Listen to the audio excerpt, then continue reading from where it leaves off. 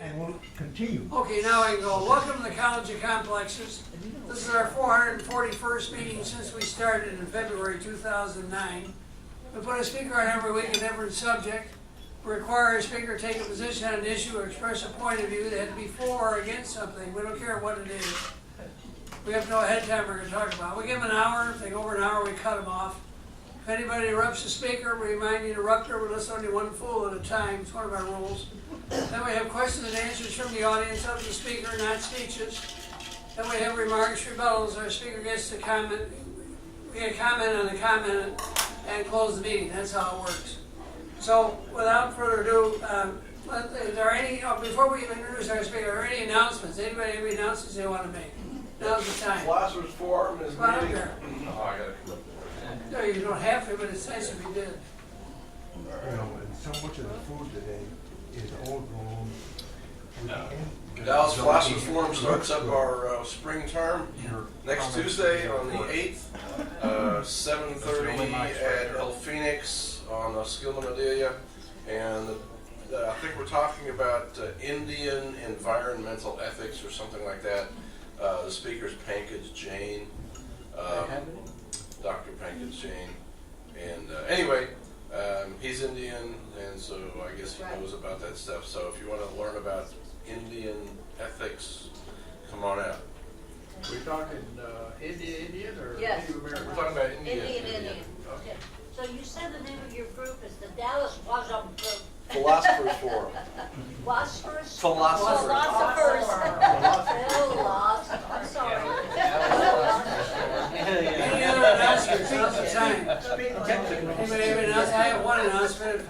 Jim Peeler's not here tonight. He got a broken arm, just so you know. And up near the shoulder, he fell on his front stairs. He has no railings on the stairs. He said he was following somebody up, and he missed a step, and down he went. So anyway, he's home and not doing too well. But anyway, I've got his number and everything. You don't know what's called. Yeah, all right. And what else I can say about that? But anyway, that's one of the reasons we're running late, because they run around with that today and so on. Anyway,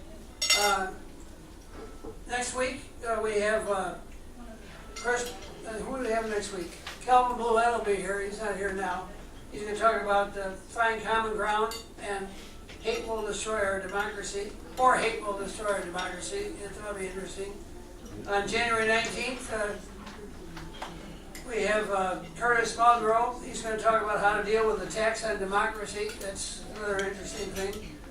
On January 26th, Dr. Stephen Butler is going to talk about secular humanism. So another interesting concept, so you can come and hear it. But our speaker tonight is Dr. Chris Boldt. He's going to talk about looking seriously at life extension. He's a President Emeritus. He's a Professor Emeritus. He will discuss mathematics. He will discuss and look seriously at life extension. His comments that we enter a new year and look forward to the future. There are many things we can do to extend our lives in addition to improving the quality of our lives. Chris will argue endlessly, extensively on 1, theories of aging, 2, aging differentiation between species, 3, aging trends throughout the years, 4, research concerning aging, 5, strength for life extension, and 6, predictions for the future. He concludes that we owe ourselves and everyone we know to concentrate on healthy, happy, and enjoy life to the fullest as long as we can. So without further ado, please give a very, very warm welcome to Dr. Chris Boldt.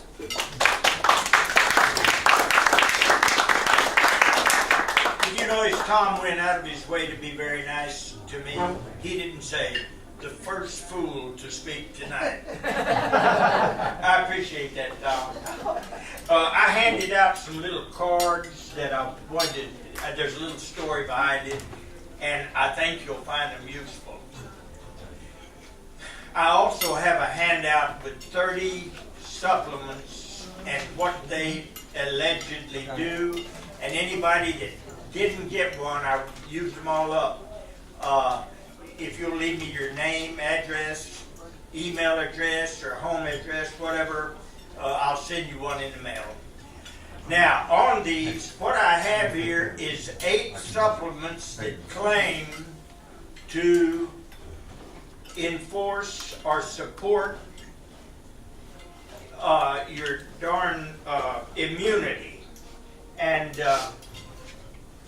my experience with this was as follows. I had that 30 item sheet, and it was a Friday afternoon about 3 or 4, and I had a sinus infection, and when the doctor was gone, by the time I called, I couldn't get an antibiotic. So what I did, I went through that list and put about 10 of each of those items that claim to help immunity in a bottle, and I took one of each at dinner time that night, one of each before I went to bed, and then the next day I took one of each at breakfast, lunch, and dinner, and before I went to bed. That was a Saturday. And then Sunday morning I had one when I woke up. I took one of each, and also at noon. By 2 o'clock, my sinus infection was gone. And later on, I had that same experience one more time, and it worked again. And there's a big advantage over getting these immune supportive supplements over taking an antibiotic. Number 1, I didn't have to pay for a doctor's appointment. Number 2, I didn't have to pay for a prescription. Number 3, I didn't have to take them for a week or longer. And number 4, in 2 days I was back to normal. And let me also share with you this. I had gotten a little kitten, and it turned out I was allergic to it.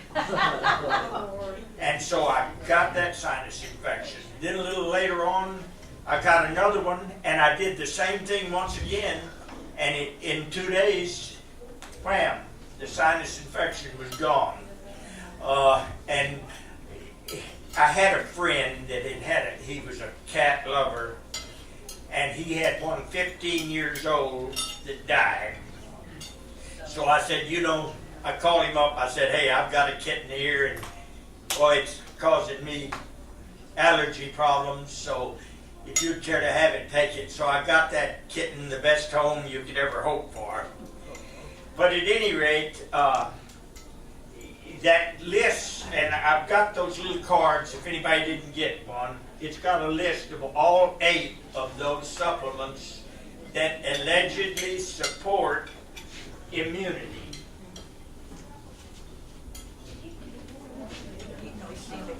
Number 5, At the other big sheet, you didn't kill off gut flu. yes sir. Antibiotics. Okay, well, we'll kind of start out here. I wanted to bring 2 things to your attention.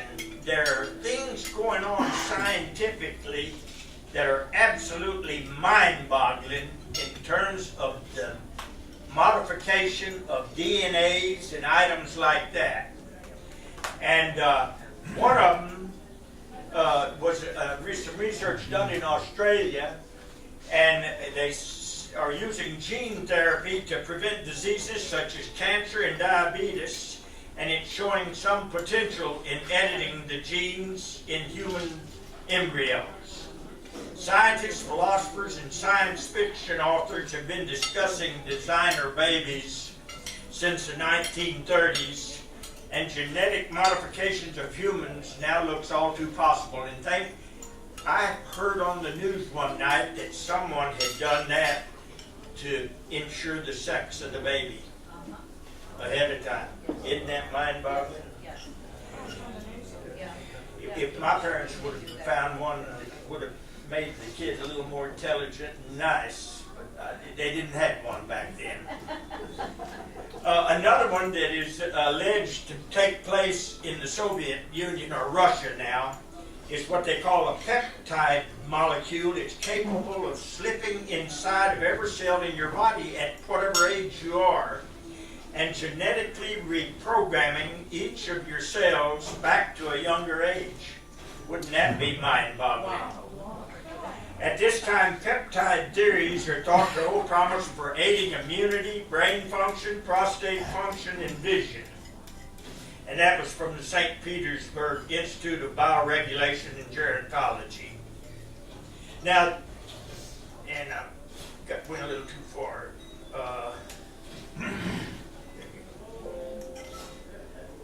Okay, the definition of life extension. Life extension that I use, techniques are simply tactics which improve both the length and the quality of our lives. The topics I covered tonight are listed here. I don't know if I need to. Tom pretty well covered them in his claims, but as you'll see, I have about 11 items I'm going to try to get through here tonight. And what I'll do is, if I move, I've got like over 80 frames. So if I move too fast and you have a question about something, raise your hand and we'll slow it down. Here are some of the diseases that come with aging. Just naturally as we get older, things that come about: arthritis, cardiovascular, hypertension, atherosclerosis, stroke, macular degeneration of the sight, asthma, allergies, a weakened immune system, cancer, wrinkles. Got there too late for me. Osteoporosis, diabetes. Anyway, look at there, infertility, on and on. So I think a bunch of us have had a few of those. Now, my hair, I dye it white. Now, the other thing is, and I've heard of the possibility of taking the DNA of animals and somehow or other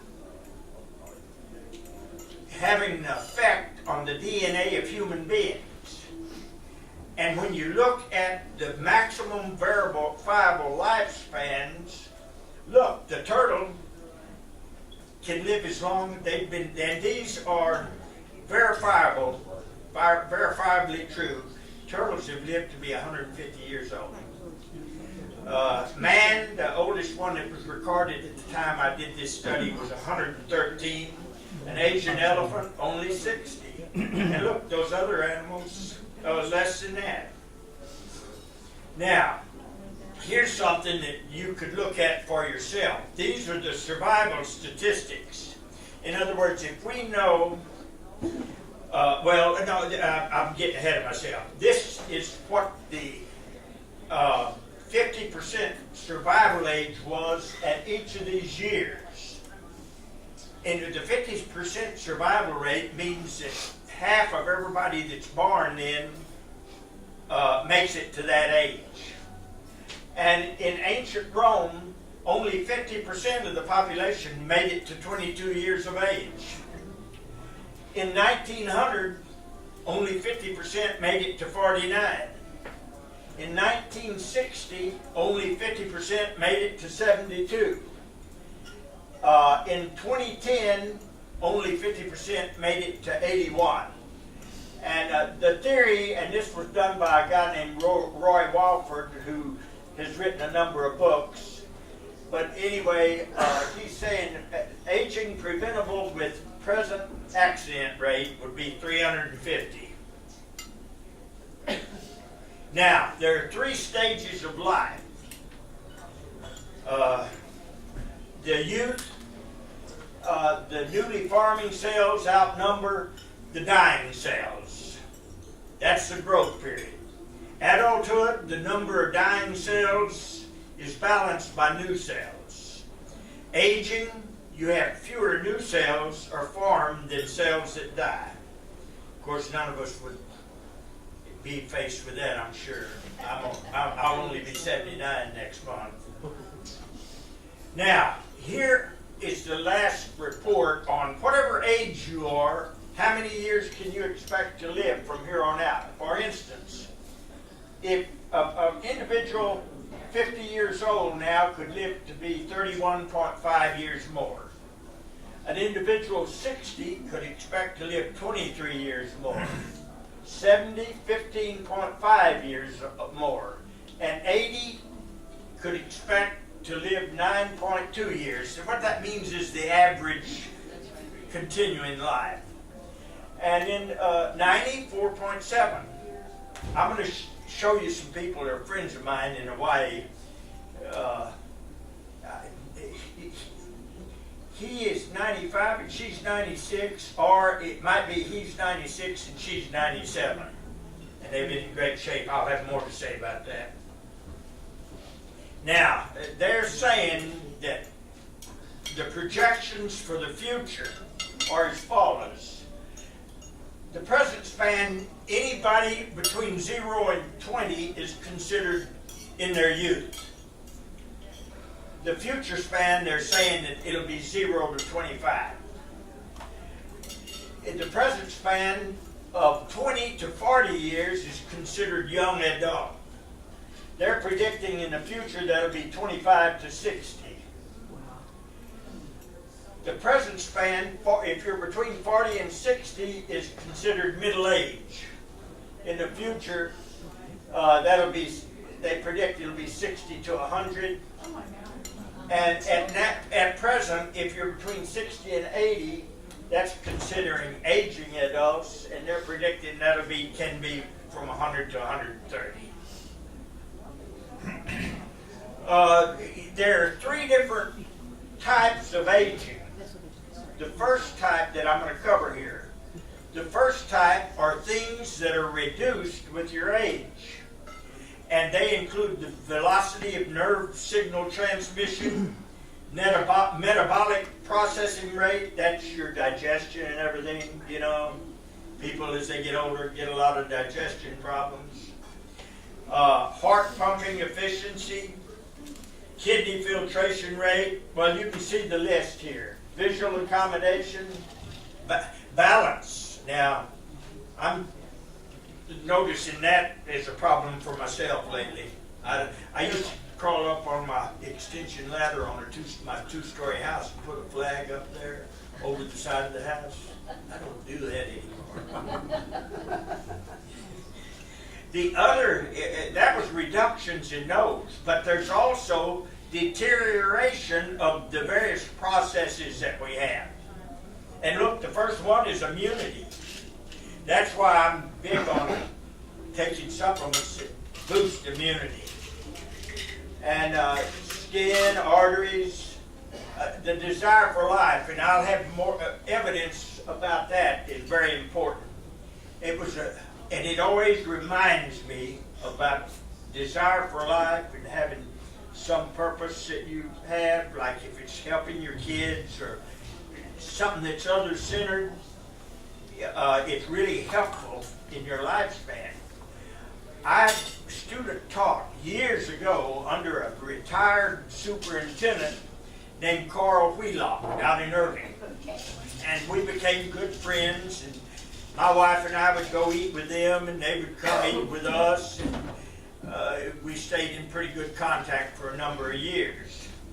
But I'll never forget, Carl called me one night and told me, he said, you know, he says, I had a neighbor that came to me and had just retired, and he went to Carl and he asked him, hey, what do you do in retirement?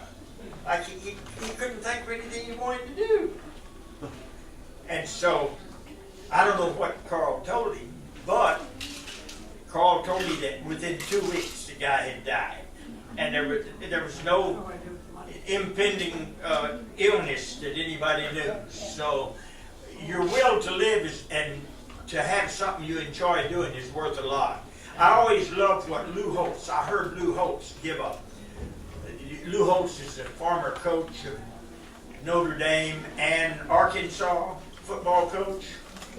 I heard him give a graduation speech And he made 4 points that were so good in order for happiness in life. And he said, there are 4 things you need. Something to do that you like to do, someone to love,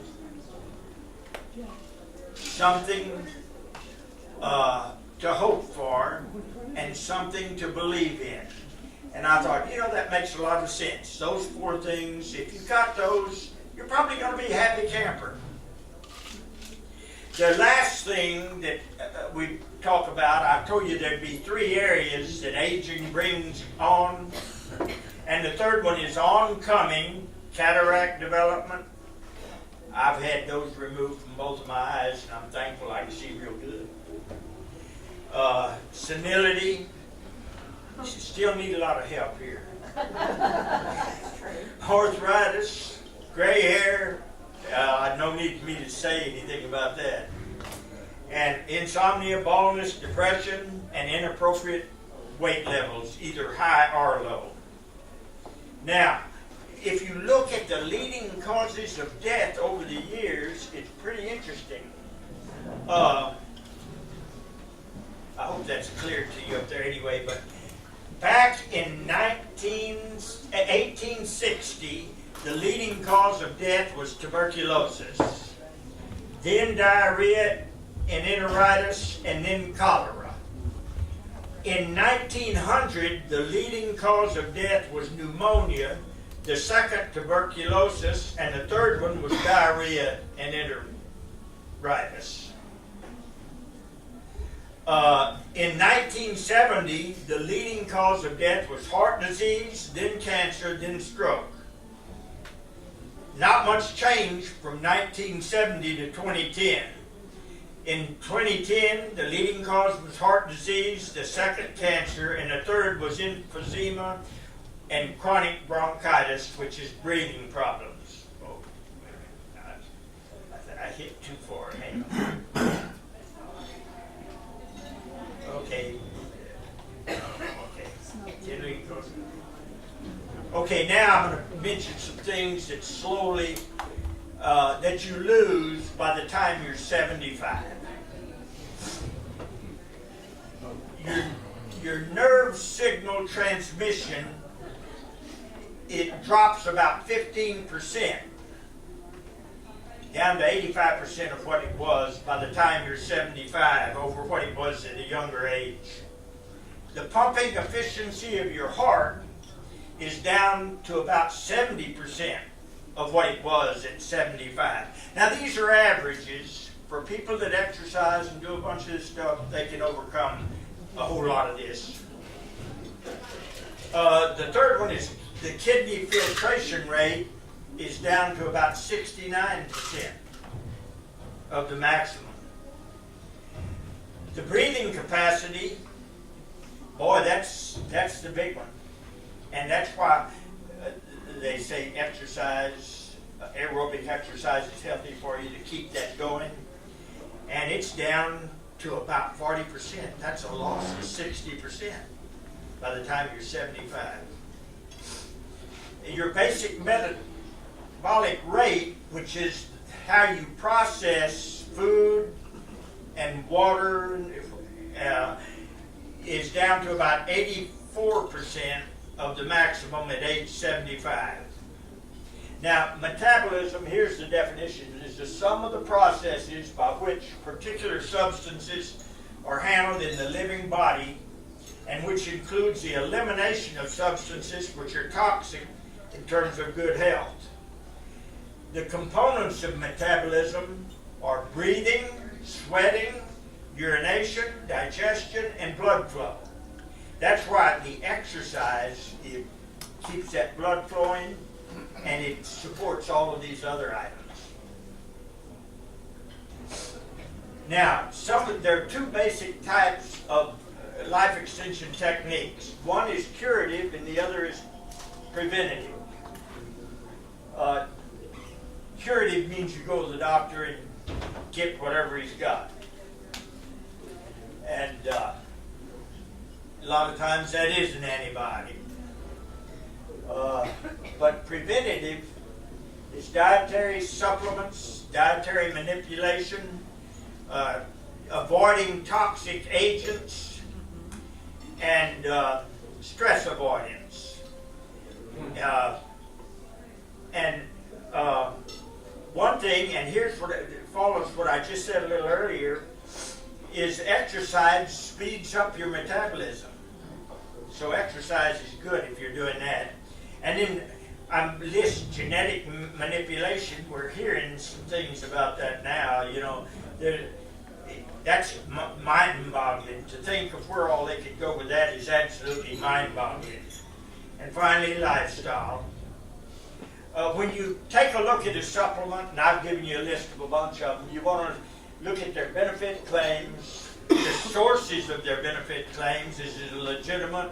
Not, oh, look, here's 3 people that had a great success, you know, not that kind. I see a lot of advertisements with that kind of stuff. But anyway, and then the nature of whatever their research was, and dosage amount, and side effects. And let me tell you, here's one thing that is really tough on doctors. Every time they prescribe something for you, that item has a probability of correcting what the problem is, or it has a probability of creating a problem you didn't have before. And I can speak from experience on that.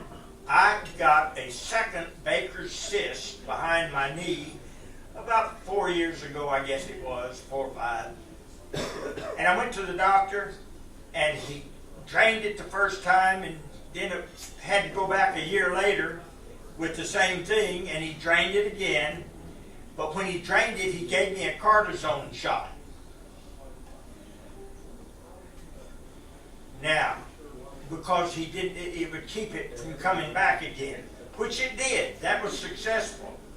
However, I exercise on my treadmill 4 to 5 times a week, and I wear a band around my chest, which tells me my heart rate as I go, and when I get through exercising on that treadmill for 30 minutes, I can see what my average heart rate was.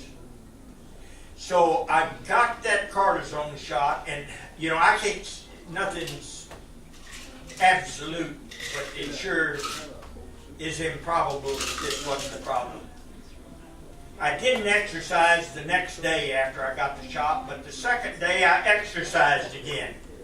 And I did not feel any different whatsoever. But my average heart rate had increased 35 beats a minute. And I said, what in the world? So I got a hold of a heart doctor and went to see him, talked, and he checked me out. I had developed atrial fibrillation. Whoa. And let me tell you this, I'm glad that I did the exercise and had that statistic, because I never felt it at all. Yeah. And so I went, and as a result, I'm on medication to keep. The problem with atrial fibrillation, it can cause you to have a stroke. So what they do is they give you a blood thinner, which I'm not happy with, because that has side effects too if you get cut or if you bruise yourself. And anytime you use a supplement, there are 2 risks. One's associated with inaction, not doing anything. The other's associated with the action and a bad response. Aging intervention benefits, you improved appearance, improved vitality in short term, all of these short term, improved health, improved abilities, and potential longer lifespan. Potential aging intervention downsides, and there are some for those, and possible toxicities of the items, which was what happened to me with the cortisone shot. Expenses of material, time spent learning about life extension, foregone opportunities in terms of time and money, expenses for clinical laboratory tests, and the doctor's fees. So these are just questions we have. And different people have different definitions of what aging is. The first one here is a name given to naturally occurring progressive deterioration of various biochemical and cellular functions. That's one definition. A second definition is the totality of a number of different processes taking place in our bodies. The third one is the increased likelihood of dying from almost any adverse situation. In other words, a progressive impairment of physiological functions that reduce the individual's chances of continued vitality and survival. And here's another one, the tendency to look more and more to the past and less to the future. In other words, a state of mind has a lot to do with your age. And I catch myself on that every now and then. Two different ways. One way is I've done a lot of things so many times that I think, oh, hey, I can just do it without looking, paying attention to what I'm doing, and I screw things up. And the other is, and I noticed this, I've got a second story on my house, and going up and down those stairs. And I've caught myself sometimes going up those stairs with an old age attitude. And I just trudge and begrudge, you know? So then a couple of years back, I said, hey, I'm just going to tell myself a different story. I said, hey, you're only 18 again. And I just bound up and down. I mean, a part of our aging is our attitude. And we don't even realize it, you know?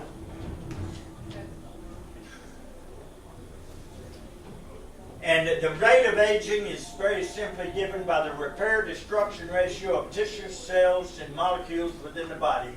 As time progresses, the ratio declines. Random damage aging is one type, aging type 1. That's one I've been susceptible to in terms of being in the sun too much. And I remember being a total idiot when I was in college. I worked one summer driving a diesel tractor pulling sheep's feed. And I think I went all day. I was working 10-hour days, and I think I went all day without a shirt. That is so stupid. But at any rate, ultraviolet light is one of the biggies. And so now I've had, in the last 10 years or so, any number of having the doctor remove some of the spots on my face, you know.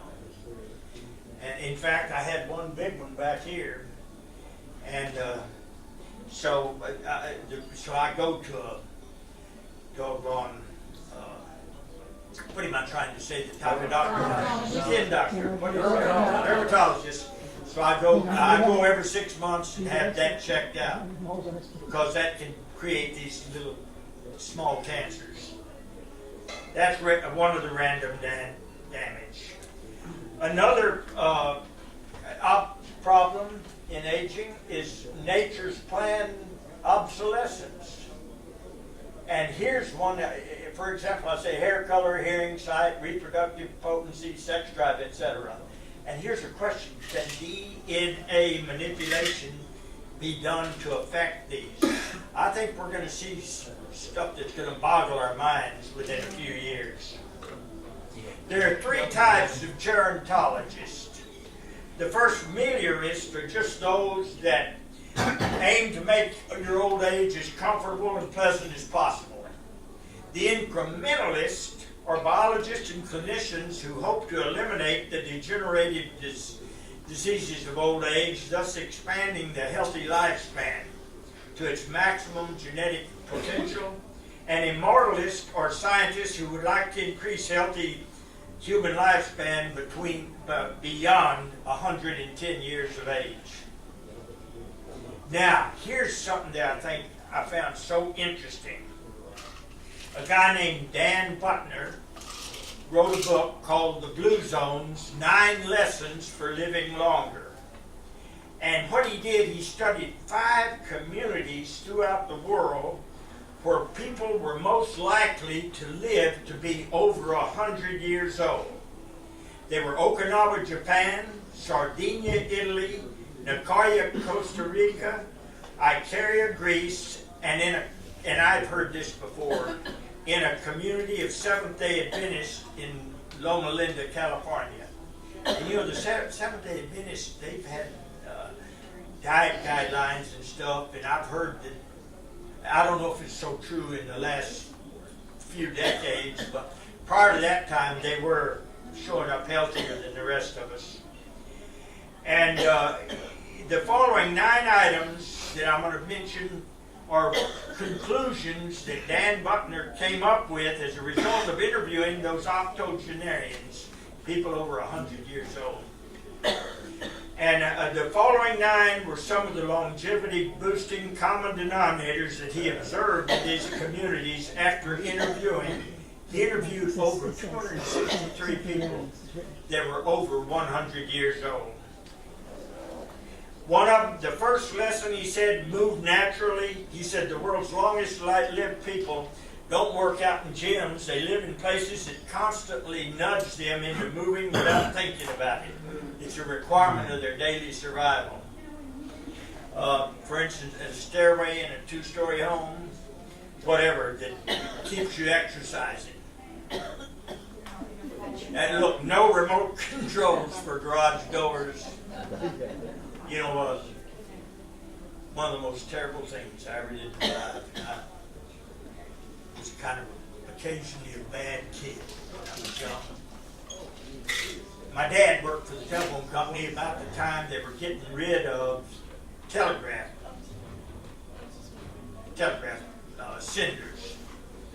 And so he got me some, and I did one for a project in school which had a battery in between the telegraph cinder and the receiver. And I could click it, and every time I did, it would make the heart. Remember the old TVs, the horizontal hole, that black line going like that? So I found out that every time I hit that thing, it made the black line go like that. I had a neighbor across the street. He was the father of a friend of mine. And he watched TV in his front living room with his back to the front window and towards the wall, towards the back of the house. And there was a hedge in between the window and behind him where I could stand and watch him watching TV. So what I would do, if the guy had caught me and killed me, I'd have deserved it, okay? I'd click it once. Then I'd click it twice. And then I'd click it 3 times until he finally got up and is going to the TV, and then I'd start clicking it kind of even faster, so that when he got to the TV and hit the control, his changing the control caused it to start flipping without me doing anything. So I would stop, and then when he got through adjusted it and had it stop, and was getting ready to go back and sit down in his easy chair, he was just about right here to sit down, I'd start clicking it again. I tell you know, some of us deserve to be shot at an early age. I was one of them. And here was another lesson that these 100 years old people had. It said, know your purpose, which I told you the story a little earlier about the guy I worked for telling me the guy had said, what do you do after you retire? Didn't have any purpose he had. Said, knowing your sense of purpose is worth up to 7 years of extra life expectancy based upon his study. The third lesson was downshift, he said. Okinawan, now this is not downshift overall, it's to take out a space in each day. And he said Okinawans take a few minutes each day to remember their ancestors. Adventists pray. Icarians take a nap. Sardinians have a happy hour. And I point out that yoga, prayer, and meditation also would appear to serve that purpose. The next one is what they call the 80% rule that's done by Okinawans. And whenever they sit down for a meal, when they feel they're about 80% full, they stop. They don't wait till they just don't want anymore. Stop a little early. And they were amongst these groups that were living the longest. Another one is the plant slant, and people in blue zones consume only small amounts of meat. Their diets are rich in fresh fruits, vegetables, and beans. I was talking to the gentleman here a little earlier about that, and this research indicated that it's really worthwhile. Number 6, the men are like this, the women might not. The conclusion they came to was that in terms of wine, 1 glass a day for women and 2 for men, along with a relaxing meal, can help reduce the risk of heart disease and cancer. That sounds sexist, doesn't it? Only the women back to only 1 glass. The next one says, they call it the right tribe. The world's longest living people are either born into or choose to create social circles that support healthy behaviors. Number 8, community. All but 5, which was over 98% of the 263 centenarians that were interviewed, belonged to some faith-based community and worship regularly. That's a pretty impressive statistic. Not really that surprising to me. We know that hope is promotive of optimism, and optimism is healthy from psychological, physiological, and spiritual points of view. Research has shown those. And number 9, loved ones first. Happy, healthy centenarians put their, I said octogenarians, that's centenarians, over 100. That includes caring for children and aging parents and maintaining a positive, committed relationship with a spouse. Whatever your family is, if you're positive and committed. My brother-in-law and sister had 5 children. She died in 2008. And they were very, very close, and they raised their kids so well. And I still have my Christmas and everything with that family. And at any rate, my brother-in-law with 5 kids, and here's the crazy thing: my nephews and nieces are over 60. But at any rate, he's still going. He's probably 86 or 87, and because he's got things popping all the time, and because he's always figuring out something to do for the kids, somebody beside himself, and thinking about other people, he's doing great. You would never guess him as being that far along. I think I hit 1 too many times. Hang on. Okay, I got that one. Got that one. Okay. I'm not going to press these too much, but anyway, just for time's sake, but at any rate, there are 12 theories of what aging is. One of them is free radical theory, well, that's sunlight, what have you. A cross-link theory, where it has to do with the DNA, and DNA damage. Collagen theory, stress theory, I think we can understand the stress. Mutation theory, metabolic theory, that's where your body's not excreting metabolic products which are not excreted fast enough. and I don't mean to sound grody, but I'll tell you, one of the best bits of medical advice I ever got was from my endoscopy doctor. And they would have me get a colonoscopy every 2 years. And the reason why, because in my line of bolts, my dad, my granddad, and my great-granddad all had colon cancer. The older ones died of it. My dad had, it was either 14 or 17 inches of malignant colon removed, and he lived like, I guess it was 34 more years. That wasn't available to the earlier generations. Here's some of the predictions that are associated with life extension.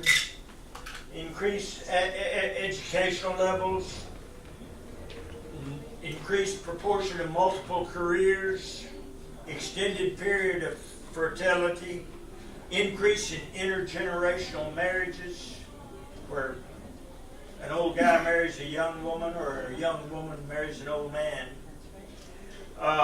increase in polygenerational families, and when my family gets together, there are about 40 of us at Christmas and Thanksgiving. I've got a group picture of it all. We've got, let's see, I've got my generation, me and my brother-in-law, their children, and then their children. So that's polygenerational. Alterations in the social networks. This has just been horrendous for me. If I look at all of my primary, I'm 70, I'll be 79 next month. If I look at all of my primary relationships that involve me talking with them, phone, staying in touch a number of times each week and everything, I have lost probably 90% of them, passed away. And that, of all the things about old age, that's the worst part.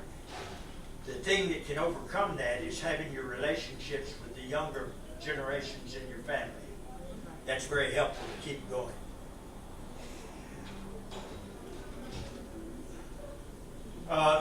There's something called probiotics. I'm hearing people talk about these. They're live bacteria and yeasts that are good for you, especially your digestive system. And there are a lot of people pushing these nowadays. They do these 4 things. They help in the absorption of nutrients from foods, produce B vitamins that we can use, support our immune system, and prevent harmful bacteria from making us sick.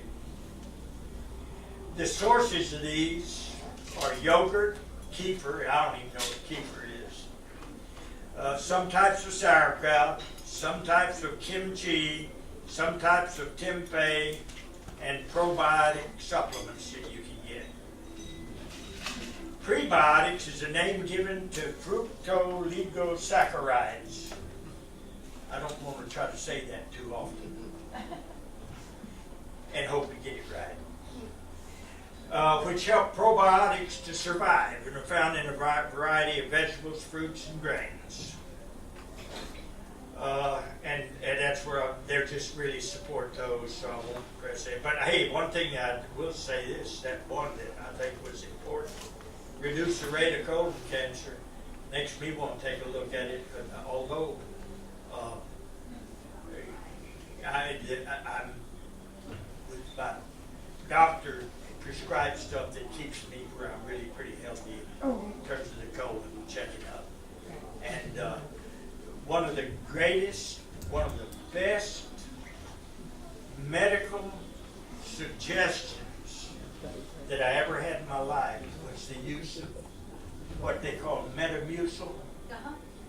And I use the Walmart equivalent. It's called Equate, but I take, my doctor, when he prescribed it to me, said, take so much breakfast, lunch, dinner, but I can't remember to do that 3 times a day, so I just take a good dose at about 8 o'clock that night. The next morning, I'm totally cleaned out.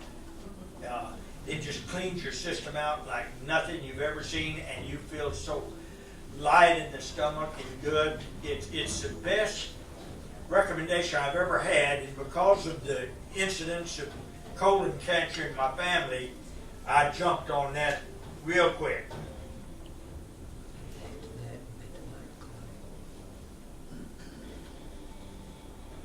Some of the prebiotic fiber sources are bananas, asparagus, Jerusalem artichokes, barley, whole wheat, garlic, and onions.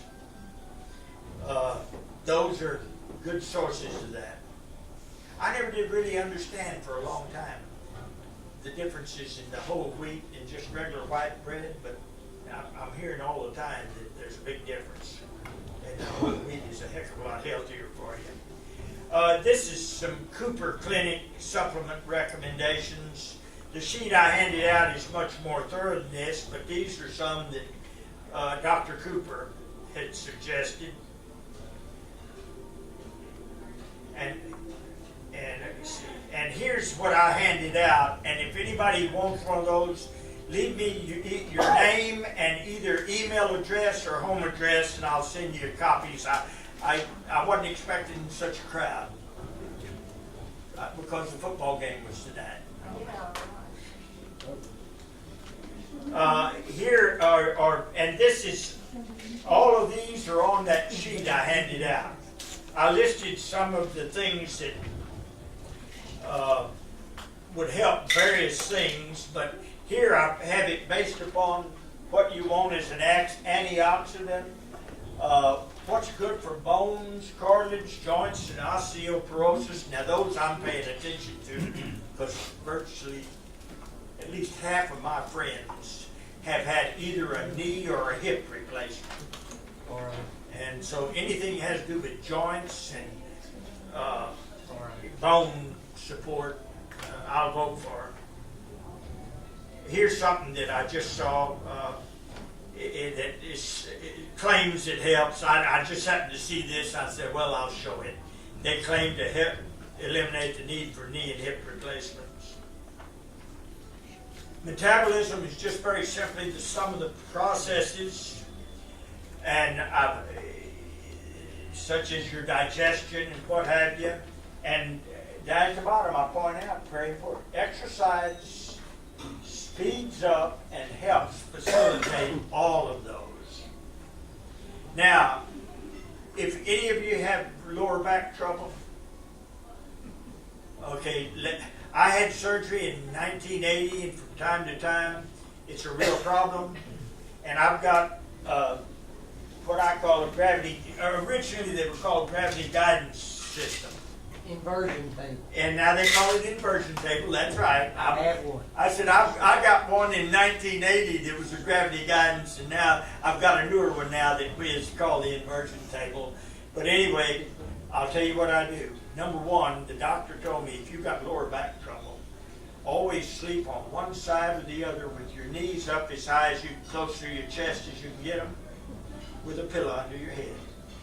And so, anytime I feel like, oh boy, that lower back's bothering me, before I go to bed, I jump on that inversion table for about 10 minutes, hang for about 10 minutes, and then I immediately go to bed and sleep, like I said, and knock on wood.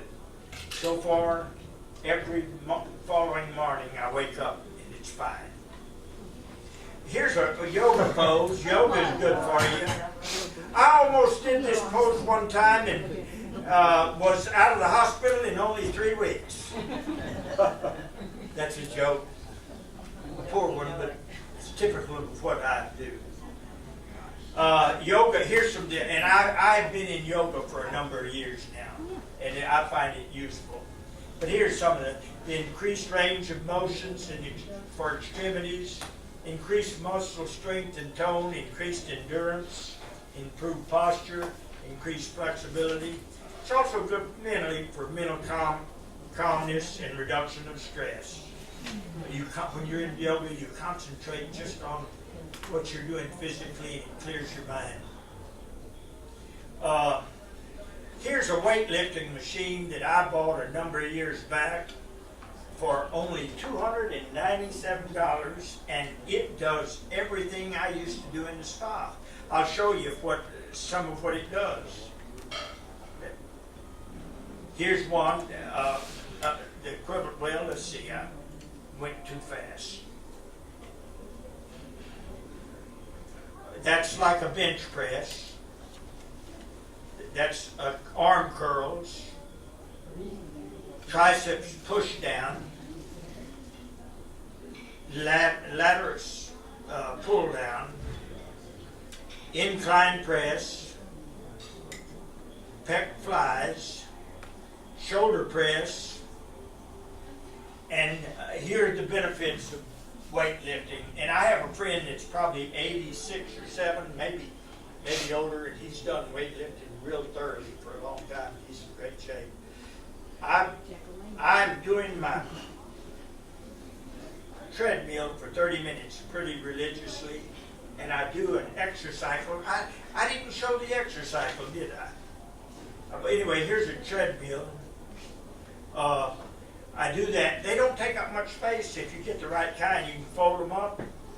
And the good thing I like about a treadmill is that I can get on it year-round, not worry about the weather being bad or good in the house.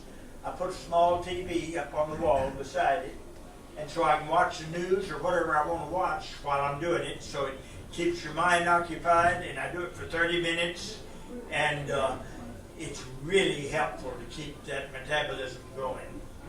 Here's another picture of it.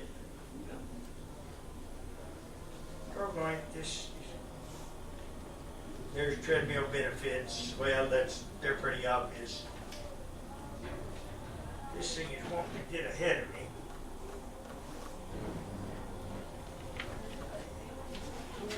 me. Here's recommended heart rates. Notice as you get older, they recommend that your exercise heart rates become less and less. This is probably a good guideline, but I don't follow it on my treadmill. I'm way above, sometimes way above those. Now here's something that the last time I showed this talk, a number of guys in the talk went out and bought a treadmill for their wives. They were really concerned about her health, I'm sure. And hey, this was in a magazine before and after a gal did treadmill exercise. I thought it was so funny I had to partake in some more of my poor humor. Now here's something that is inexpensive and I love it. It's an exercycle. That's what I do for 10 minutes. It does move my legs somewhat, but I primarily did it because it's coordinated with the arms. I have cured 2 or 3 shoulder problems with this. And I just do it, after I do my 30 minutes on the treadmill, I do that for 10 minutes. And it's really been a help. And I got this one at Academy. I've seen them for less than $100, and I've seen them in between $90 and $110, and they're not electronic. There's a little deal that tells you how fast you're going. You might replace a battery every now and then. I haven't had to replace a battery for years, but at any rate, I really like that. It doesn't take much space, but it really works your arms along with your legs in a little different deal than the treadmill. Let me also say this. I try to do exercises that involve stuff that we deal with every day. We walk every day. Now you can get all these different types of exercises, but if I use a treadmill, then it keeps me from picking up on the old age type of walking any faster than I have to.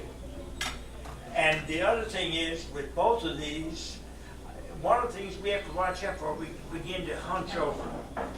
And so on the treadmill, I'm straight up, and on this, I sit straight up.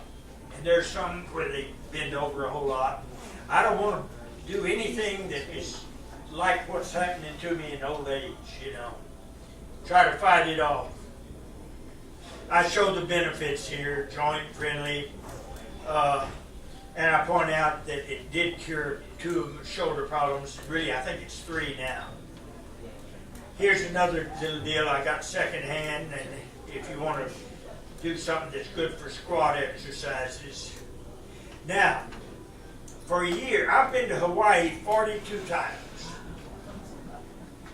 After I got my doctorate, I went over there 5 summers for 6 weeks and took 1 postdoctoral course and stayed in university housing called Gateway House that was 10 stories high.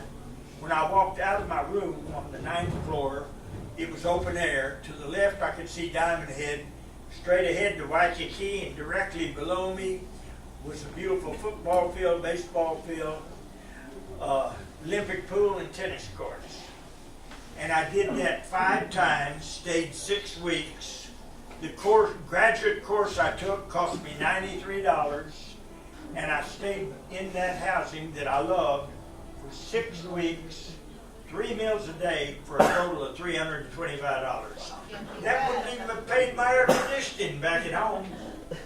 So, but anyway, when I go to Hawaii over the years, there's an exercise group, and any of you, if you go to in the Waikiki area, there is on Waikiki a place called Fort DeRusi. It's a military park, and there's a military hotel there called Halikoa. And every morning, 6 days a week, every day but Sunday, an exercise group shows up. It's free, and they do stand-up calisthenics for 40 minutes. And then after they do that, they wander over beside the pool in the hotel and play dominoes. So in all my trips over there, I've always made it a point, when I wasn't going to school over there, and in 42 trips, I was only in school 6 times. So this is the group that we exercise. And let me tell you this is a small group. See, I always went in fall and spring where the occupancies were more prevalent and where they were less expensive. But in the winter and summer, they'll have 100 out there on this park. And in all the years I've gone over there, and for years I stayed a month in the fall and a month in the spring, I can never remember, if they're in the Waikiki area, us canceling the exercise for bad weather. The temperature there year-round between 70 and 85. Here's 2 of my buddies that were exercise leaders. Now here's an amazing couple I was telling you about earlier. He probably now is 95. No, I tell you what, I think he's 96 and she's 97. They only stopped going to Hawaii finally this year. Dan and Irene Hunter, they started on their kitchen table the Washington Credit Corporation, which the last time I heard had over 8,000 employees. But they had been going to Hawaii since 1970 when they started that exercise group. And they handed over their business to their children, to a son, and then he handed over to his son. They're in their 90s, you know. And but at any rate, they show up in that exercise group, have done it for years. There they were in their 90s, and I'd see them walking away down the street hand in hand after it was over. They were the most amazing couple I've ever seen. Really so nice. And I'll show you, they had, over the years, what they would do, they were going every year and staying for about 6 months. But what they would do is buy a condominium and sell it for a hell of a lot more money than they pay you, make money every time. but finally they stopped doing that so much. But this photo here, that's a picture of Diamond Head and the Waikiki area, and I took that photograph from their breakfast nook on about the 44th floor of the fabulous condominium group that was there. It was 42nd floor, I'll correct myself. And that's what they would see in their breakfast table each morning. Not bad, huh? Well, I hear that as a result of the fact he hurt his leg, and so they're not making it anymore, but they gave their place to their children. Wouldn't you like to inherit something like that?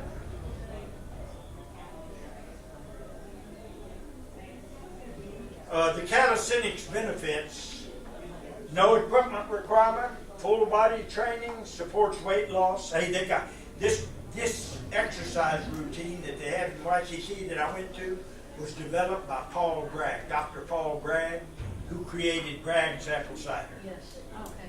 And it's still going on, and his daughter shows up at the exercise groups every now and then just to visit. But builds up, does all these things, builds up strength, supports weight loss, builds up body mass. It's not boring, it's great. I recommend it. Here's a foot vibrator I've got, and for any of you who are developing any type of diabetes or what have you, this is really good to get the foot circulation. There's a hand vibrator that I like. Hey, I'm about to do one more. Let's see. Okay, wait. Well, that's it. I had one other thing.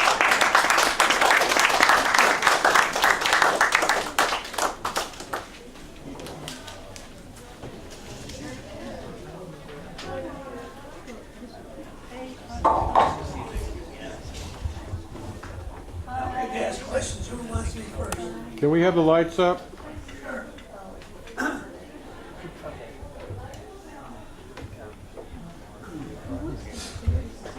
Yeah, you often hear these you're looking at the internet, and you will get somebody who says, "Oh, I'm Dr. So-and-so," probably a doctor of dental surgery or something, or unrelated to anything, and says, "Oh, well, I've cured myself and a few friends," and there's always some Amazon, remote farm, all kinds of stuff, and so. How do you find out what is really works and what really doesn't work with these magic potions? Okay, well, I tell you what. Virtually everything I had, I showed documentation of the source. So that's what you have to have, because there's a lot of people. You're right. A lot of people make all kinds of claims with no source, no studies implied. They just. A little earlier, I mentioned quite often it might be 3 or 4 couples that. They'll use the testimony of 3 or 4 couples to justify what they were doing. Did everybody get one of these little cards?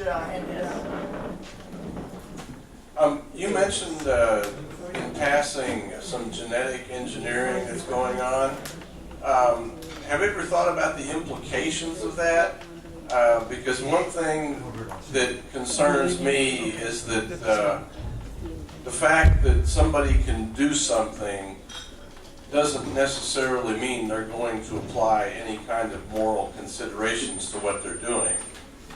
So the thought of messing with genetics to increase the length of somebody's life could introduce a lot of morally questionable issues. I'm just wondering if you thought about that. Exactly.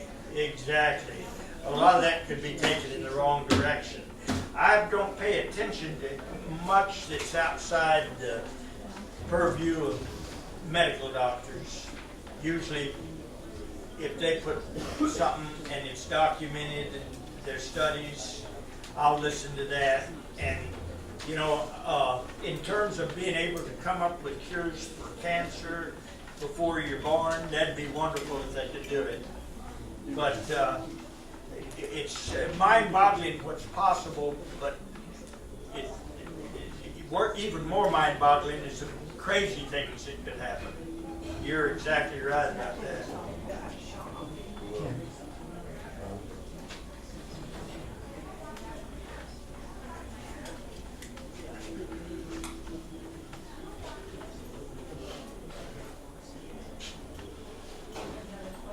Okay, I've got another question, I'm sorry. Yes, how far along, you mentioned this genetic engineering of people and animals. How far along is that? Oh, I really don't know. You know, I'm just reporting on stuff that I've accidentally run into. I really never spent a whole lot of time on that, but what I'm hearing is just boggling my mind. I keep hearing stuff that I never would have even thought of.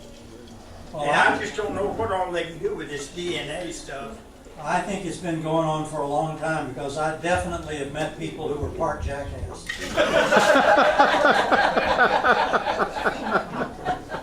They're all in Congress, right? Yes. There's a lot of them that are for sure. You know, in terms of the studies, I'm reading a book right now called The Big Fat Surprise. And in that book, it talks about the Seventh-day Adventists. And this book goes through all the different studies as to why we came up with the diet, that, you know, the high carbohydrate, low fat diet. It goes through all the. It goes through all the different studies that came through that, and basically points out how they're flawed. Now they didn't really say that. And in terms of the Seventh-day Adventist study. I'm not saying that it's wrong, but she did point out that was a voluntary survey. So the only people who took it were people who volunteered to take it, and generally that's going to be the people who are healthier. So you have to be careful with these studies, and because you have to go get into them to see what the parameters were, because they can come up with some pretty far out conclusions. I think now all the cholesterol is no longer considered the danger that it was, and I think they're coming out saying all these statin drugs were doing more damage than good, because so you know, there's my point simply is that just because somebody says a study proves a certain thing, you might need to look at the study yourself. Oh yeah, but let me say this: I've heard that about Seventh-day Adventists for years, and I've never been around a Seventh-day Adventist church, but I just know that for years, from a bunch of different sources, I've heard that they did have a pretty good, healthy regimen of some kind. Yeah, I don't think she was contradicting that, but she did want to point out that it was a voluntary participation. Well, that's the type of stuff you need to pay attention to if you're going to make a decision on it.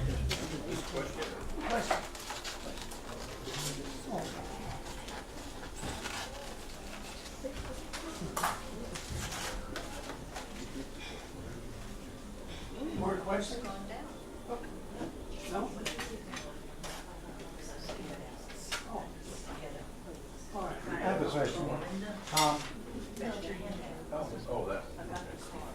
Have you looked into stem cell research? No, I don't know anything about that. But, you know, others maybe the definition, but it leaves me wondering about what the potential is.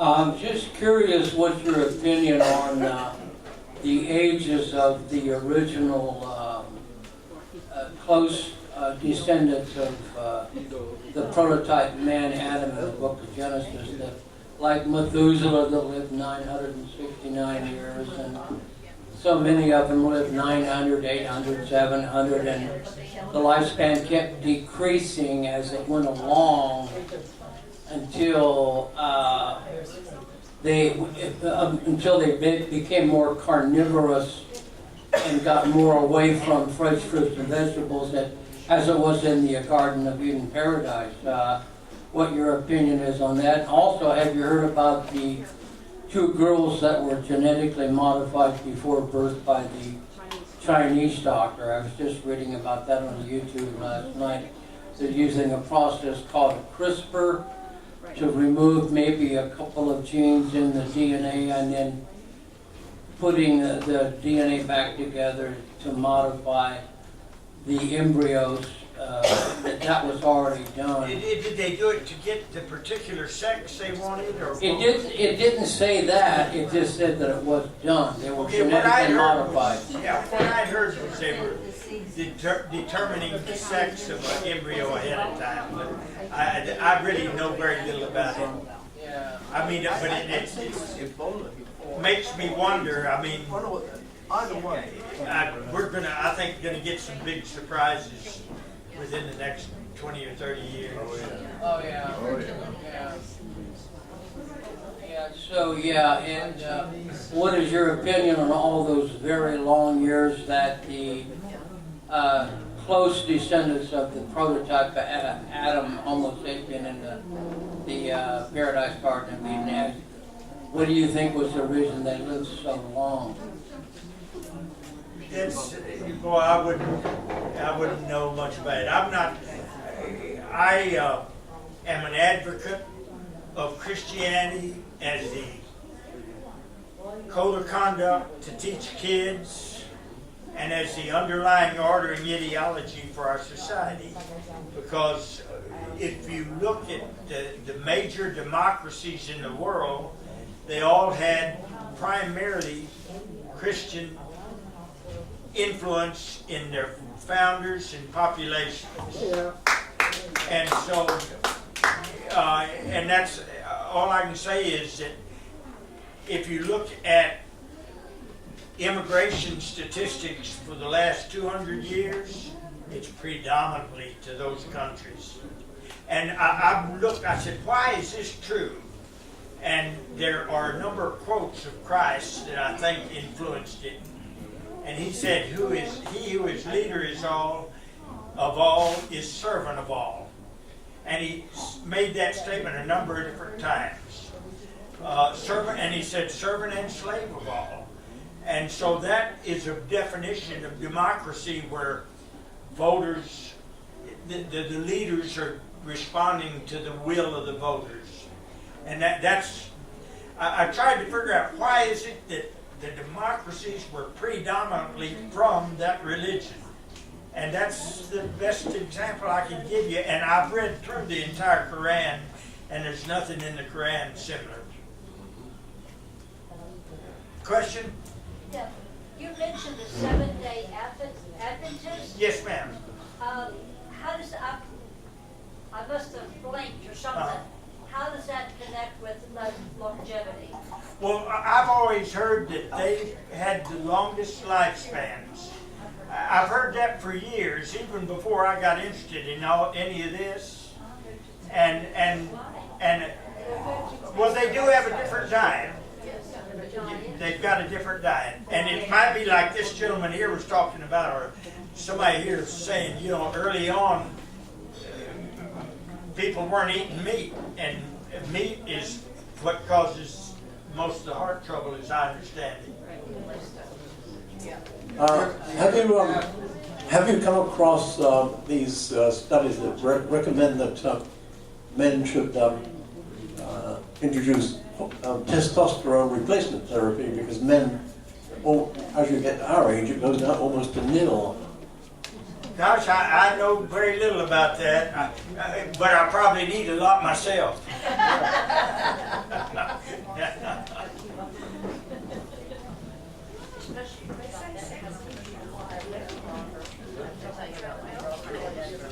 Anyone else have a question? We got a question? Any back there? No? I guess we're through with questions. Okay, thank you very much. I threw too much at you, but it just fell together, and I had it all, and I didn't want to cut anything out. But I hope you benefited some way from it.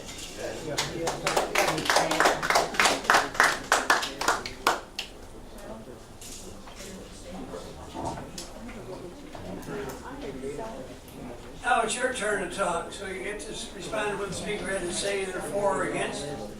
Sure. Go ahead. Well, health is something that's always interested me, being brought up when I was young in the Christian Science Church.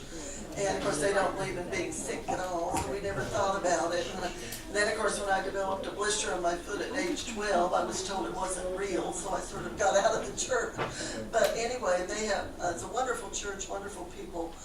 There's a Gerson therapy book. They've cured cancer, all kinds of strange problems, and I've heard the daughter of the Dr. Gerson speak, and of course she had a glass of carrot juice, and they strongly believe in vegetables, organic, I'm sure. And we know now, of course, turmeric is such a great thing for the brain. I made a list here. I've gotten many emails from Vivian Goldschmidt, who has wonderful ideas about the bones in your body, how not to lose calcium. She has great ideas, and of course she advocates exercise, moving around. Dr. Gundry is a new doctor that has great ideas on losing weight. He wants you to give up tomato seeds, and he thinks beans aren't that great for you. But of course I don't know if I'm going to give up these things. I have something called a purple plate. Years ago I took, what was it, Jose Silva's mind control. It's called method now. Silva method. It's kind of expensive. It's $300 or $400. But what they do, they put you in, they teach you how to do self-hypnosis. And actually I went to various different groups, and they would put you in a deep state of hypnosis and run a little CD that said you will never be exposed to any kind of illness, you will never have cancer, you will never have this, that, or the other. So I guess it's good programming to not ever, I do think what you worry about and think about, you can sometimes attract. And one of the teachers there sold something called purple plates, and they're Tesla technology, and I carry a little one with me, and they're like $30 for the small one. I have a big one in my refrigerator. It's supposed to raise the vibratory level of food, and I've taken it to parties. People that have migraine headaches, it'll get rid of a migraine. It gets rid of pain in the body. One lady couldn't move her leg, she was in pain, and she put the purple plate on her leg and she could move her leg. She demanded I sell it to her right there. Actually, she got some man in the group there to buy her a purple plate. And I sold it too cheap, they raised the price. But, and there's this great thing I used to use every single day. I put it up now, I need to get it out. 30 minutes a day I would jump on a rebounder. It's a small trampoline about so big. And it's just, there's a book called Rebounder, Rebounding, something like that. You don't even have to move, you can just sit on it, and it has a fabulous effect on your body. You can even stand and not lift your feet, and it affects every cell in the body, which, like a jar of mayonnaise, shakes every cell and strengthens every cell in the body. If you have any kind of back problem, you could probably cure it. Let's see, the Hunzas, live longer than any other group of people. The Hunza. You haven't heard of the Hunzas? Oh, I heard about them when I was very little. But anyway, they have a very strong... Who are they? I forget. They're in Asia, I guess. And yeah, they lead a simple life. You'll have to look it up. But they eat a lot of apricots, and they even go on a fast for a week, drinking apricot juice, and it cleanses the body. Of course, they're not exposed to HMOs and things, in our world, so they lead a purer life. And of course, acupuncture, we know that's a great cure for a lot of things. The Monroe Institute, I don't know if you all have heard of the Monroe Institute. They have CDs for various problems. I got one time. It's a subtle kind of a sound that you listen to, and it's supposed to, I wanted to improve my memory, and I played it all the time. I put it up now, I don't use it, but say if you have a fear of height, they have various, you can go to the website, and I think you click on research, and it'll let you to listen to different sounds that they have. And they're very brilliant people. I think they in Virginia or somewhere in that area. They've been around a long time. You quoted, of course, about life extension. Dirk Pearson was the one. He used to be on TV. He has a book called Life Extension. It's so thick. I used to read it. It's In the back, it talks about all the new age things that are coming out, like a chip in your brain, and you can tune into the library, a New York library or something, you know, and ask questions. It's a really, really interesting book. And Dirk took L-arginine, ornithine, every day. It makes the growth hormone level go up, and supposedly he exercised maybe 15 minutes a day and stayed thin. And companies would hire him. He was a genius, of course, and he would solve problems. He used to be on Merv Griffin's talk show, if you remember ever watching that. Let's see, walking barefoot on the ground is very, very good for you. You connect with the earth, you get whatever it is, vibrations from the earth. You probably have read this, that we should do that for 15 minutes every day to stay healthy. Let's see, and I mentioned Jose Silva. Of course, our big problem is overeating. It's because we're not getting enough nutrition in our food, I suppose, and so we're not satisfied. But if you incorporate dried fruit and maybe sunflower seeds, things like that, it would help you to feel full.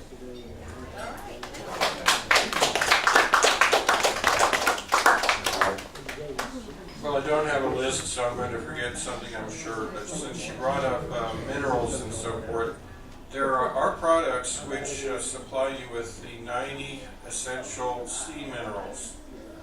And I've heard that minerals play a large part in this whole process. What we're trying to do is keep different systems in the body working at optimum levels. And I think the demineralization is something to watch.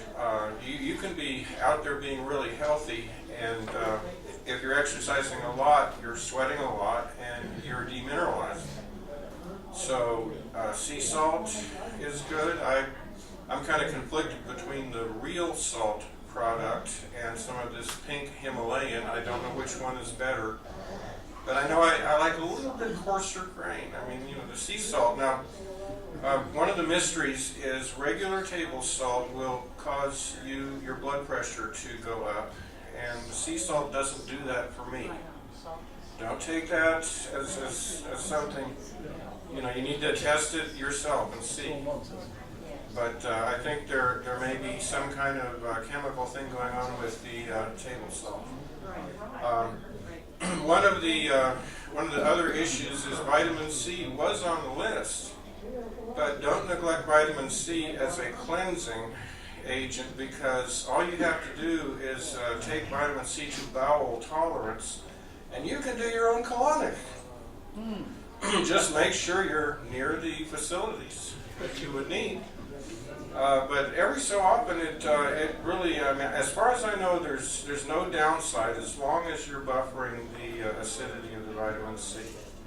So I don't think it's a bad thing to, and I'm not a doctor, can't prescribe, and I'm not doing that. I'm just sharing anecdotal. So one other thing anecdotal is I've had some fairly serious injuries, and a friend, a Vietnamese friend, turned me on to boron, and I think dear lady in the back of the room is missing this here. They're having a conversation. Let's see if I get her attention. I'm not getting her attention. Okay.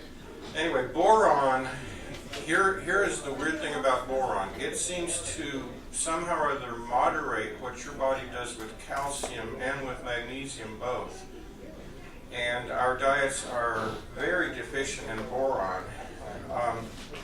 I'll let you do research on this yourself. I'm doing something rather wacky that I wouldn't advise you to go out and do necessarily yourself. But 20-butyl borax is available at some of the Walmart markets and grocers. And there's some very careful things about dosage you need to research.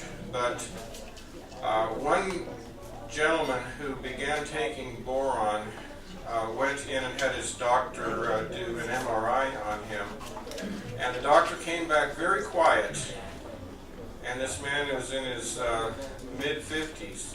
He said, "You have the skeletal structure of a 25-year-old. and he'd had some problem with osteoporosis before. Now, I started taking the boron, and I found out that some of the muscles in my lower back that were seized up began easing up. And I went back out. I've been out on the tennis court 3 times in the last few weeks, moderated by the weather, of course. But I'd really been wanting to get on the tennis court, but I just couldn't make myself do it. Well, now I'm taking the boron. I am getting out there. I'm still about 2 steps too slow on some of those wide backhands. I'm tipping them off the end of my racket, so I mean I've got a ways to go to recover. But so the boron is also very useful, and I'm probably forgetting one other major thing, but that's okay. Iodine.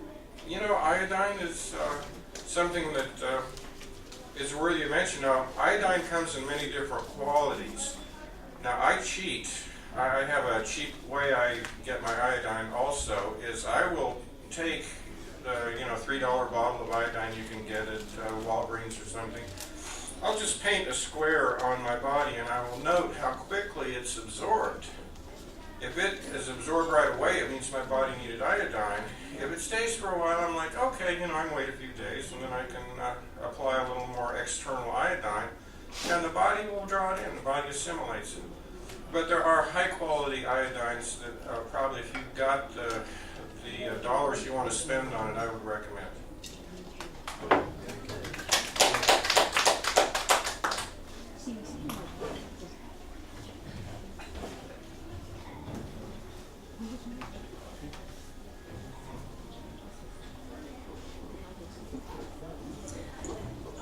Thank the speaker for this presentation. The structure of it was really neat. They covered a lot of different, gave us a whole big wide scope for comments. About CRISPR, recently, I think the man that did that he claimed he was preventing Ebola, I believe it was. It was for a specific thing, but there has been no verification that he actually did this. And so it horrified legitimate doctors that he did this. And the medical community does not condone this wild research type stuff. We had a speaker here some time ago that told about genetic engineering, and he said that is really far in the future, that the main thing that we can expect to see in our lifetimes is technologies for disabled. And I read an article in the newspaper this past week that said virtually, not handicap, but disabilities will disappear, because I don't know how they could do that with mental disabilities, but physical disabilities, we can expect to see them disappear because of technology that's being developed in the field of medicine. I also heard a speaker in reference to the old age in the Bible. I was always taught that that was symbolic of a good life or something, I believe, and that a speaker on public radio this week said that we used to think that 20 years was good if you lived 20 years at a certain point, and he said that's really false. He said in earliest civilizations you were lucky if you lived to the age of 2 or 3. And that just caught my attention. I thought, boy, we sure take a lot for granted. And then another thing is, it has been reported that life expectancy in the United States has decreased recently.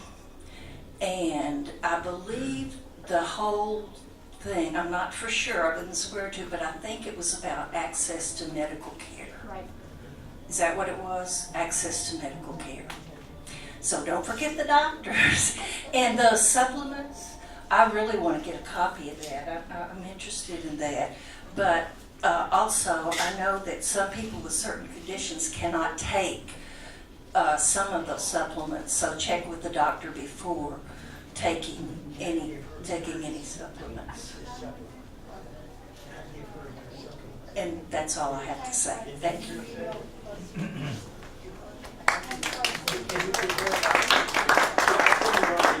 Take that supplement sheet right there, and I'll send him one in the email. Well, this is about the most common sense, practical presentation on aging that I've heard probably in my life. I mean, just about everything that he showed up there made sense, and you know, if you want to research it, you can. I'm a living example of the suggestions he made there. I'm 67 years old and I don't look it. And I don't take any medications at all, not even antacids. I had a problem with acid stomach for a while, and I wanted to find some way of curing that, so I kept researching on the internet, and then there was just one place that kept coming up and said, we got the answer, we got the answer. But you got to pay for it. It was like $20 or something like that. So anyway, I bought it, and basically all it is apple cider vinegar and honey. Mix it up in some water, and that takes care of it. So I did that, and it worked. And as far as supplements, things like that, everybody's different. Everybody's metabolism is different, so you have to figure out what works for you. But I figured out for myself, there's two things with supplements: what you take and how much you take. You got to take enough of whatever it is to take care of things. For instance, I noticed at the gym when I was on the treadmill, my heart rate would just go nuts. It would go up to like 200 or 220 or something like that. And I felt a little bit of pain in my chest, not that bad, but I thought, that's pretty strange, but I don't like that. And so what I figured out, through the process of some research, taking some magnesium, and I found out that if I take 2,000 milligrams of magnesium, that problem just goes away. Doesn't happen. So that works for me. I don't know if it'll work for you, but you need to figure out which supplements to take for you, whatever your metabolism is, because different people take different things, and how much to take. And I very seldom see a doctor, maybe once a year, if that. And no medications of any kind, and I'm doing fine. I had polio when I was 3 years old, and I got some problems with my left foot and my left ankle, but I get around just fine. All right.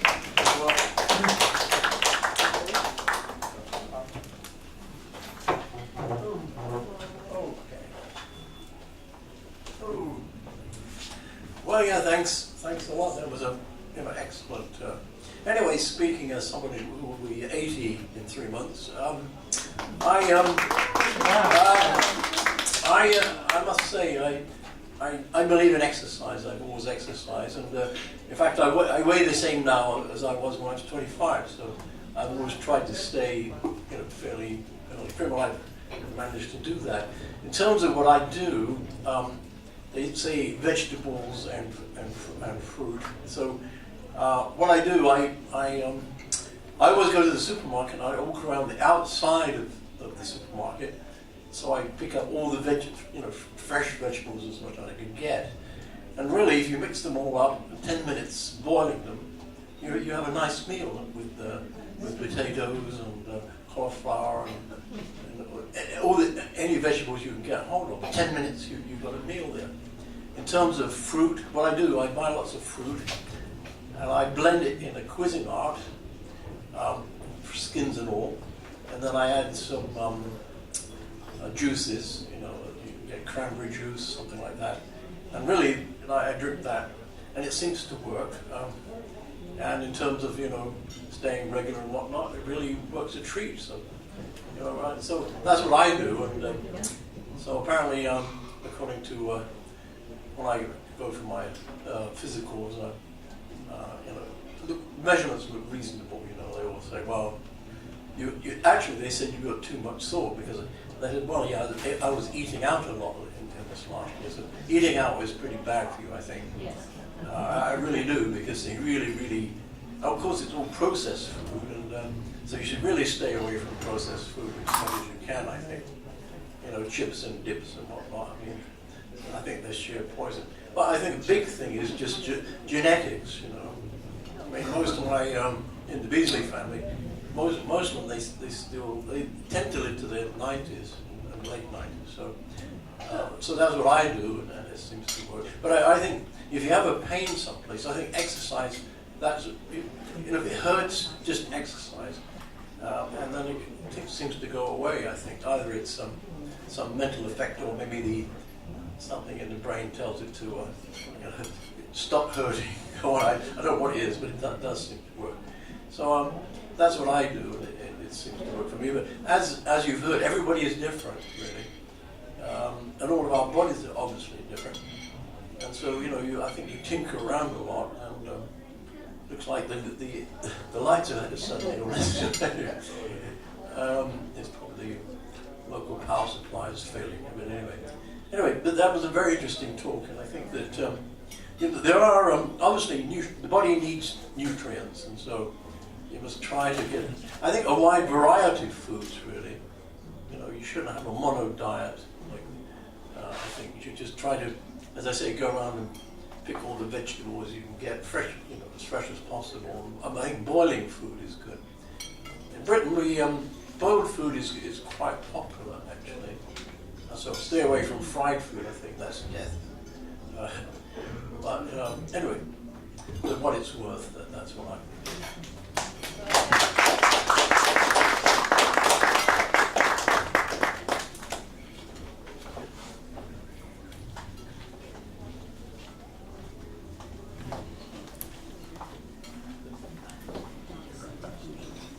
Thank you very much for that presentation. You did a lot of research on that. I didn't think this meeting was going to end up with a sense of depression. But to hear John Beasley claim he walks around in an 80-year-old body, to me, makes me think this man I respected so much is a liar. So I'm very disappointed. I think that, who mentioned the village? What was the name of that village? Where these people are very old, or this area? Hunza. I think that's up in the mountains in Russia. Northern Pakistan. Northern Pakistan. Oh, all right. Well, then there is an area up in the mountains in Russia where people have regularly lived over 150 years old. And I saw a video on that one time, and they had a translator, but they were interviewing this man who was 120. And he had just married this lady who I think was 112 or 113. And they asked him, well, would you ever consider marrying a woman under 100? And he said, no, it'd be too hard to train. So he had a great sense of humor. Paul Bragg, whom you mentioned, you know, in Hawaii they have some of the biggest waves in the world and great surfing. And he was an avid surfer. And he was knocked off a surfboard into an extremely cold stream of water, and he was paralyzed, and that's how he died. He drowned. And that was from the Japanese current that would go up to Alaska and come back down. But, I mean, he was a very healthy man. He was 97 at the time. And he believed that you had to get up in the morning and he'd go walk in the mountains for 2 hours. He said, you don't feed the body until it's earned it. And that's pretty good. Yeah. And then, I forget the man's name, but he was big on juicing. And he passed away at 127. I forget his name right now. There's a juicer that I think that is in his name that is produced. Mel Gibson took his father down to Panama to a hospital where they're doing stem cell treatments. His father was well into Alzheimer's, and now he's cracking jokes again. So they're really getting into it, and they're planning down there to bring the price of that treatment way down to affordable standards. When I was a little kid, I grew up in Florida, and I had just endless amount of energy. I think I drove my parents nuts, but I'd be out playing all the time. And rarely wearing a shirt, and I had naturally blonde hair, but it was as white as yours, mostly because of the sunlight. And I looked like a little Indian because I was in the sunlight a lot, and I don't think I ever got any problem from sunlight. What else here? I think one of the biggest things to keep an eye on is your own thinking, because that's where it all is. And all of these things that we can do and these supplements we can take and this and that and the other work. Why? Because we believe they work. If we didn't, they wouldn't. And to give an example, an extreme example of that, I think I've mentioned this before. I think it was up at Harvard, some guys started to do a little experiment with this one guy, and they took him and they tied him to a chair and they said, we're going to kill you by bleeding you to death. And they took something and scraped on his arm so that he thought they cut him, and then they dropped lukewarm water on him, and he died without bleeding a drop because he was firmly convinced he was going to. And that then brings me to another fellow that I mentioned before, David Bohm, who's a physicist. And I had this book that was interviews of a group of different types of people. What is consciousness, the brain, and so forth. And he was one of the interviewees. And he started talking about a thing he called sudden insight. And he said it can only happen when you get your thinking totally silent. Even thinking about not thinking will interfere with the process. And he said, but if you can get totally silent, then sudden insight can happen. And here's this physicist from England who said that to him that completely explains instantaneous healing through prayer. And I know that instantaneous healing through prayer works. If, number one, you've got to conceive of it and embrace it and believe in it, but you've got to, I love that example of Jesus throwing the money changers out of the temple, because historically as a symbol, the temple is human consciousness, with the pillars out in front of the door to hold out the enemy.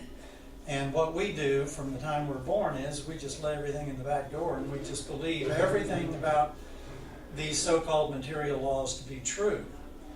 But if we cleanse that stuff out so that we make space that is clean and open to let there be light, then that light, which is spiritual understanding, can come into our consciousness and change our lives completely. And without that process on 2 different occasions, I literally would not be alive today. Now, I'm not going to go into the details here because they take too long. Let me see. Oh, yes. I wanted to tell you this one, too. A friend of ours, John, used to do video work with him a lot. He moved out of state now. But he used to stay up late at night and look on the internet, because there would be these videos that would come up that often would not be there the next day because they were not politically correct, particularly with the pharmaceutical industry. And he was watching this interview of a man who had just retired from a major pharmaceutical company. And the man said, now this was about 2 o'clock in the morning, and that interview was stopped before it was finished. It was off the air. And Rick had copied it up until that point. And the man said that every pharmaceutical drug is designed to manage your disease, not to cure it. If they cure it, they're out of business. They make billions on your sickness. They want you sick.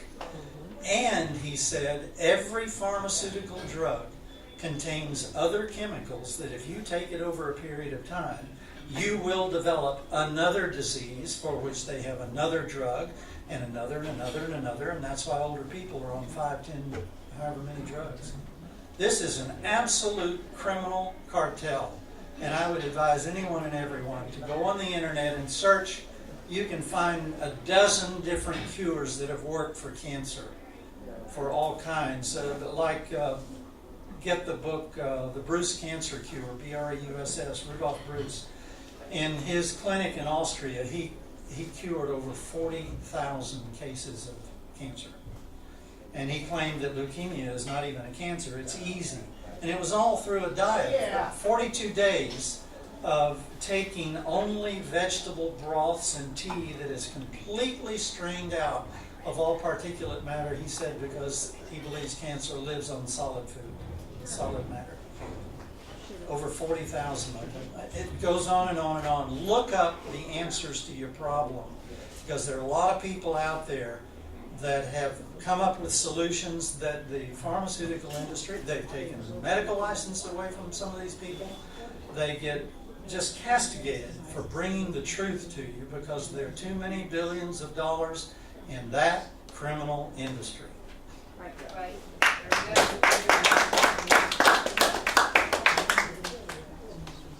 I forgot to mention cayenne. Cayenne is not on the list. Cayenne is a great thing to take. It moderates the circulatory system, and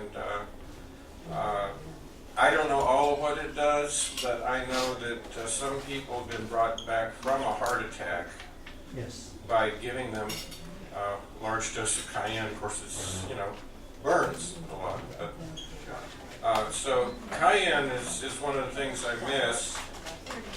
And now I'm going to get around to a little bit of a negative talk here, and I would emphasize Albert's admonition to stay positive. The time you need to stay most positive is when you are in the regular medical treatment. One of the things I'll mention is I took my last flu vaccine in 1993. My office where I was working, the corporate division, was offering these for free, and I got it, and I was scheduled to give blood the next day because I'm O negative, and it's somewhat rare, not real rare, but so I go in to give blood, and they couldn't even draw a pint. My blood was brown. It was coagulating so fast they couldn't draw it, and it freaked me out. And I never got a call from the Blood Institute again, ever. I would urge people to do your own investigation on vaccines and what's going on the vaccine, in the vaccine realm.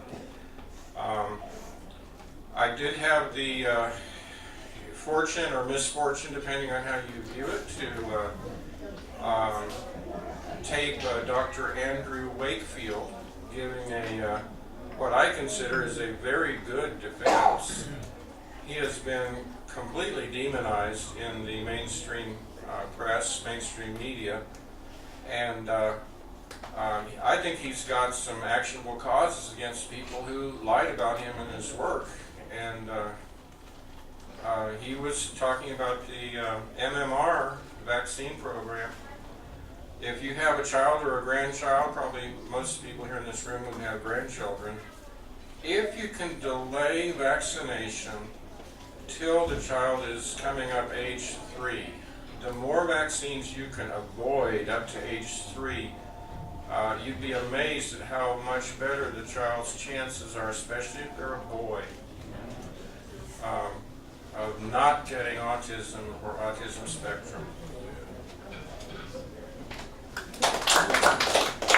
One other quick thing is there are different types of scanning for colon and so forth. I just want to bring this up too. It's either for the MRI or for some of the colonoscopy routines. They give you a mild radioactive substance that helps light things up and identify it. I've read reports, and I would advise you to go do your own research on this, that it never gets completely cleared out of the system. And if you've got 7% that stays in from one exam, and then you go and take it again, maybe you're up to 10%, and after a while it becomes its own problem. So do check that out.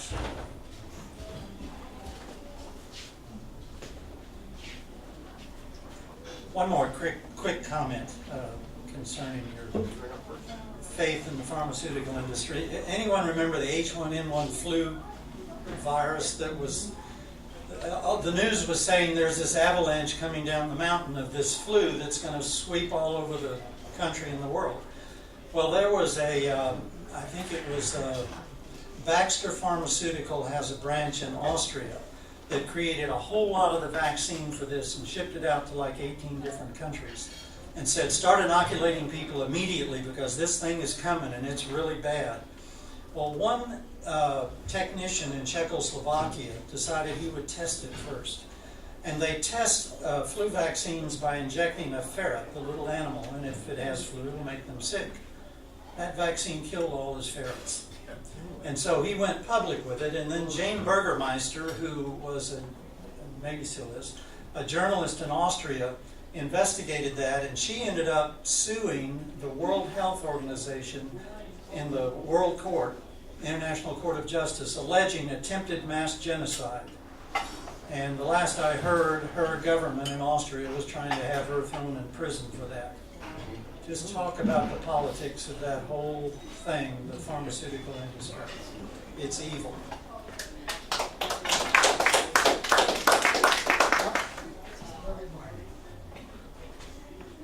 Okay. I got bad news for you. My life expectancy is getting less and less. Yours too. I'm going to question it's even a good thing, this life extension. I'm here to argue usually, but health, yes. Life extension, I think it's because we got nothing else to worry about. You know, we're not purpose in life right now. We're spoiled, rich, and we're just looking to drag our lives out. To me, what bothers me is it's a big scam.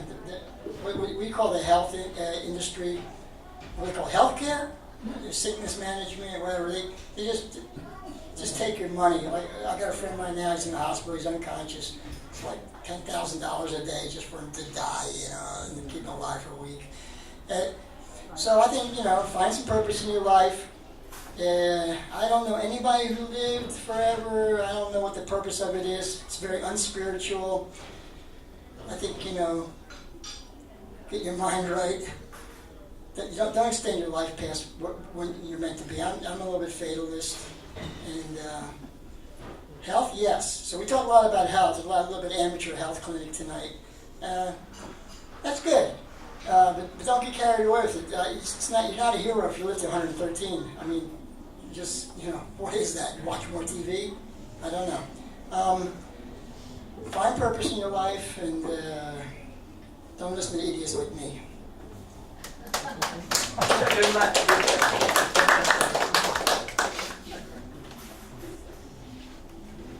The last one? I guess I'm the last one standing, so I want to thank our speaker. I think he did a great job here tonight, got us all thinking. If somebody else wants to talk, come on up here.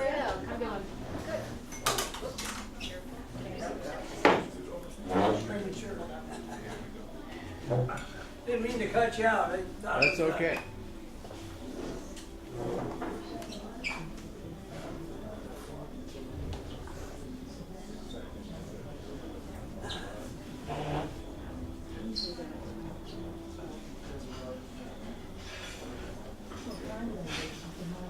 Well, I'll start out light and give you something to think about at the end. You know, I'm getting up there. I'm a middle-aged man in the prime of life. I intend to live forever, and so far so good. But I do recognize that I'm getting over the hill, and one of the things that puzzles me is how I got over the hill without ever getting to the top.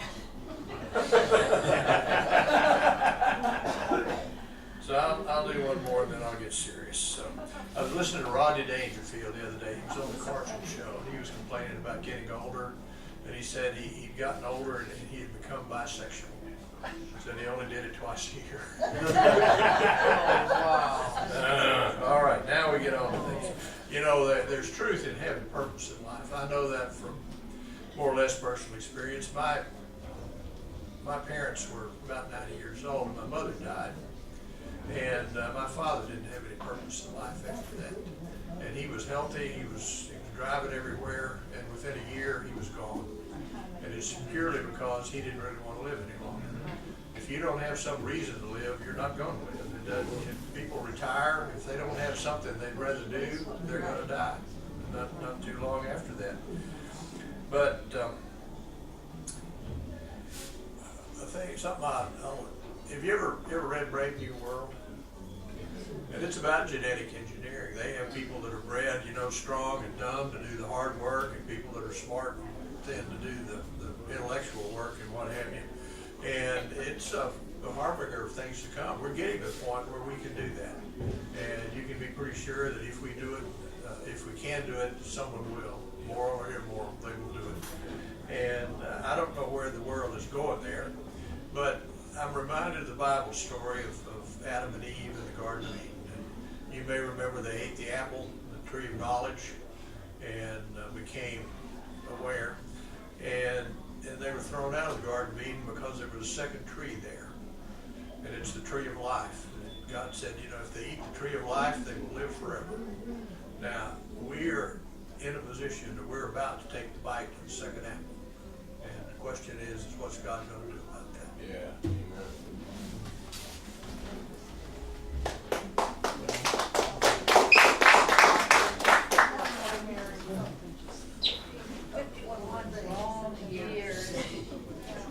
I forgot to put down coconut oil. I guess everybody knows how it's so good for you. Coconut, 3 tablespoons a day. It produces ketones in the brain. A farmer was trying to fatten these pigs, and he gave them coconut oil, and they lost weight. So, if you don't take over a certain amount, if you take too much, of course, you gain weight. But it stimulates the thyroid gland, so it's really, really good for you. And you can buy little egg-shaped things, and sometimes they don't know about it. You have to explain to them that you have actually bought little egg-shaped things of coconut oil. But it doesn't taste bad, of course, and a lot of people use it in cooking and all. It's very anti-aging.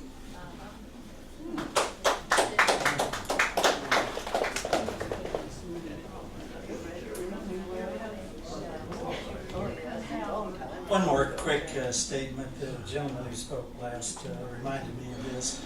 I had a friend who lived up in North Dallas, and he used to run up and down his alley quite a lot. And he met this feral male cat, and he had an open garage that went to his backyard now. And he made a place for the cat to sleep, and he started putting out food and water for it, and the cat moved in. And after it got comfortable that it was safe there, it brought its mate.